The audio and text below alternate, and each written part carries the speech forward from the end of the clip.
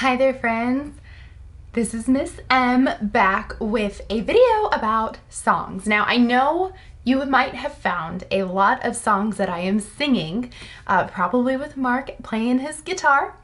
And while I love making those videos, and I'm not going to stop, I wanted to take a second and give you a little bit of a breakdown of how to use songs to facilitate and promote your child's or your students' speech and language development.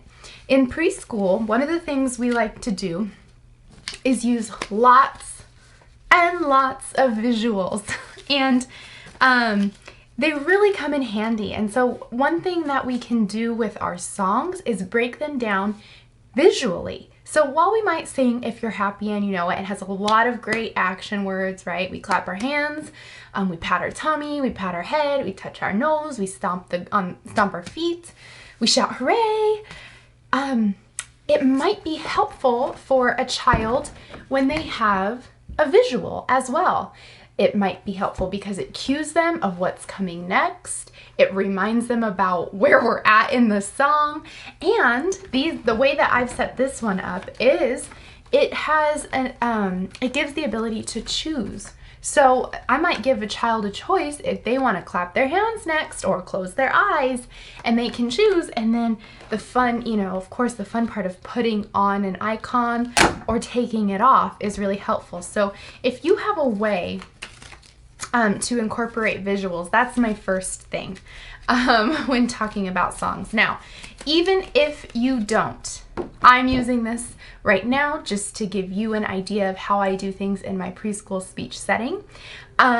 These are, by the way, board maker visuals that I made in my speech office at work. I get asked a lot where I get my visuals. They're the board maker program, which I believe you need the software, and it can be really expensive. I always recommend going to projectcore.com if you're looking for some good functional visuals. And then I believe Boardmaker has an online program as well that could be worth checking out. But if you're a mom or a dad, ask your child's speech language pathologist or teacher for certain visuals. Don't go worry about buying these programs because they could be pricey. Okay. Anyways, let's get back to this. So, when we're doing songs, a couple things. So if you have access to visuals, great. Even if not, some really helpful tidbits about doing songs. We want to make sure, one, what do you think I'm going to say? We're at the child's level, right? I'm always pushing that one. Get face to face. You don't want to be, up here looking down, singing with your child, because there could be a lot of different variables in that. But really, when you're promoting that engagement, being right there with your little one is so much more motivating. It's fun. They know that you're there with them in that moment. And so that would be my first tip, as always. Another thing, when we're doing these actions, like these songs with clap your hands, make sure that you're doing them and then you're waiting for your child to take their turn. So if we're happy and we know it, clap our hands and wait and give them some time. Don't rush to the next thing. Give them time to imitate. Use your modeling skills. Use your expectant look, letting them know that it's their turn. And on that note, going slow in the song. If you're happy and you know it, clap your hands. And then maybe they did it right there with you because they knew, because you went like this and you were slow and excited, right? Or maybe they need to do it, or you give them a chance to do it. And if they do it after you do it, great. If they don't and they're just looking at you because they want you to get to the next part, okay, that's fine too. Because guess what? This song, this is why I use this as an example. You have to repeat everything like what, 3 times? So you're gonna keep doing it over and over. Maybe by the 3rd time they're doing it too. Maybe still they're not. And then if you're happy and you know it, then your face will surely show it. If you're happy and you know it, clap your hands. And did you see what I did there? I gave a pause. If you're happy and you know it. And that's a great thing to do when you're singing songs because it gives the child, now here's another one of my little helpful, handy, whatever you want to call it, therapy strategies. It gives the child the opportunity to fill in the blank. And so it's like songs. Songs are the Mad Libs of speech pathology. I'm going to trademark that saying, but you may quote me. Anyway, someone's probably already said that. But they are. It's so fun because you, as the kind of maybe the song leader, or so to speak, I guess, you get to kind of figure out, you get to read your child, you get to figure out maybe what are they picking up on more. Maybe they're really into this clap your hands, so the word clap might be something now I'm going to leave open, and I'm going to try and let them do it because that's going to be their way of cueing you that it's time to clap your hands, right? So they might say clap, you know, or they might say the whole thing, clap your hands, or you might say, if you're happy and you know it, clap your hands, right? I always say give about 5 seconds to for them to fill in that blank. That's my typical rule. When I'm waiting for a response, I'm saying give at least 5 seconds. And after 5 seconds, you know, you can read your child or your student and you can say, oh, maybe they're not as confident with this one. So I'm gonna give it to them. I've waited, I've given them the opportunity.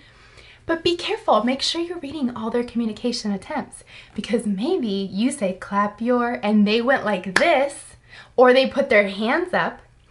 That could be them giving you that, filling in that blank, you know? So, yay, you did it, clap your hands, and then you're on to the next part.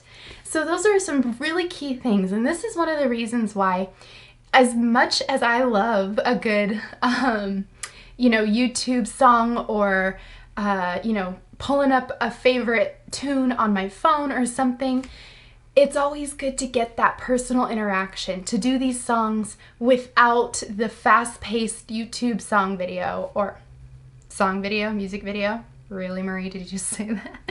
Or, you know, with your phone, because while yes, you can pause,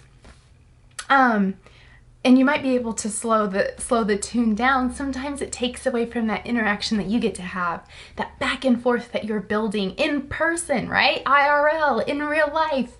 And I love songs because there's that music element. When we're working on language, it's so important to find ways that are incorporating those things that we're working on, whether it's, you know, I mean, if you're working with some kids that are working on pronouns, or you're working on adjectives or object functions or yes, no questions, bringing in song, even if it's just setting up a therapy session, so you first do a song, then you actually do whatever it is that you're doing to target goals, and then you end with a song or something like that. Or if you're bringing in the song to work on the child's goals. I love the song Spider on the Floor, because if I'm working on goals of prepositions, if I'm working on or in or things like that, or if I'm working on body parts, that's a great one. So I'll use it to my advantage. And then what you can do is stray a little bit. So if you're working on the song, let's say we're using, let's go back to Spider on the Floor, because that one's a little bit easier for me to do this with. But let's say, you know, you're doing there's a spider on my head, there's a spider on my head, oh, I forgot the line. It's hanging by a thread, that spider on my head.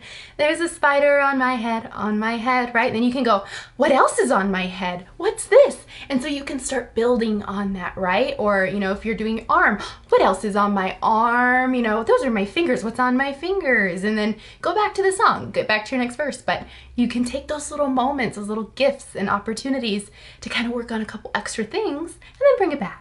Or if you're working on, you know, again, spider on my head and he's on your head and I go, ooh, how do I feel? Am I happy? Or am I sad? Am I scared? You know, things like that, where you can kind of, you're just going like, here, wait, let's work on this.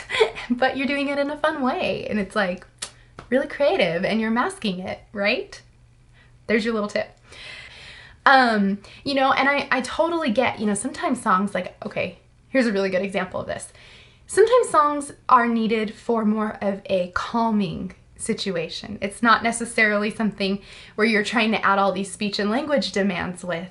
I had a little guy last year who he loved the ABC song, and whenever he got upset or was in kind of a meltdown stage, you know, we knew he loved the ABCs. The problem was, if we would sing the ABCs, it didn't really do much. It was a certain song you know, a certain calming ABC song from YouTube that we finally figured out, oh, that's what really helps him. That's what makes him feel safe. It's that song. It's those instruments, right? It's that production of it. All right.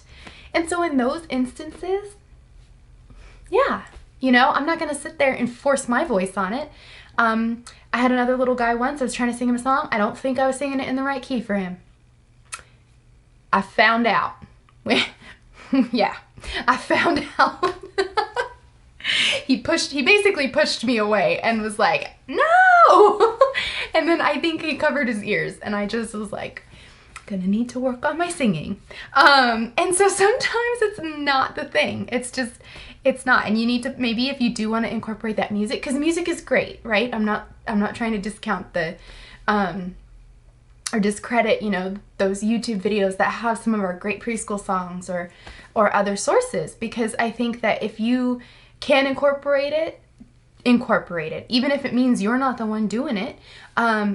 Sometimes it's not preferred, and it's not going to get you anywhere to try and get in the child's face. If you're happy, you know what, come on, you know. So just, you know, that's where you just follow your child's lead. And if you have to maybe pause it to kind of get that interaction, I have a little guy we play Wheels on the Bus for, and we might pause it when certain parts come on and say, okay, round and round, you know, trying to get his arms to go round and round with us. But he really prefers that YouTube video. So we just modify it the best we can to make sure we're giving those opportunities, and we're trying to make it slow, right? But again, nothing beats that personal interaction if you can work with it. So, all right, that's my 2 cents about songs. I hope this was helpful. If you have any questions, or if you have any suggestions for songs ever, or that you want to see on here, let me know. I'd be happy to do them, or try to do them if I can get them in the right tune. All right, friends, this has been fun. I love talking about songs and books and play. It's fun. I hope this was helpful. If you ever have any questions or suggestions, please let me know. I'm always open to them and connecting with all of you wonderful people. And with that, have a wonderful day. I hope you get some sun and are getting some extra time with your family. And that's it. See you next time.